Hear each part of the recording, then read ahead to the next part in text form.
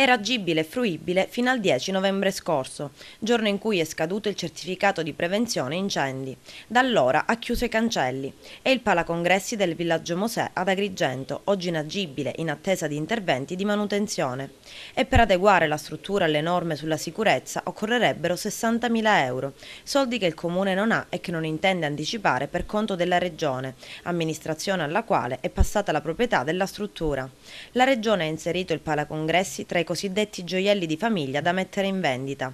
Al di là di tutto resta l'abbandono più totale di una struttura che avrebbe dovuto rilanciare il turismo in provincia di Agrigento ed in Sicilia in generale, soprattutto quello congressuale, in tandem con il palacongressi di Taormina.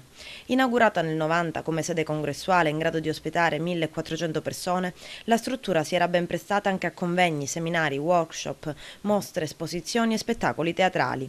Vanta, oltre alle sale congressuali, 1.800 metri quadri di spazi espositivi ed un ampio parcheggio, un immobile di proprietà della Regione Sicilia, importantissimo sullo scacchiere turistico, una risorsa fondamentale per atturare il turismo congressuale che muove grandi volumi di presenze e soprattutto al di fuori dell'alta stagione. Ma da novembre dello scorso anno, come detto, il Palacongressi è una sorta di cattedrale nel deserto, messa in vendita dalla Regione a 12 milioni di euro, ma al momento nessuno si è fatto avanti per acquistarlo. A questo punto sarebbe opportuno affidare la gestione a delle associazioni e cooperative che da sempre si occupano di turismo congressuale e per rilanciare la struttura, ma soprattutto per fare cassa, visto che gestito dal Comune il Palacongressi ha quasi sempre presentato bilancio in rosso.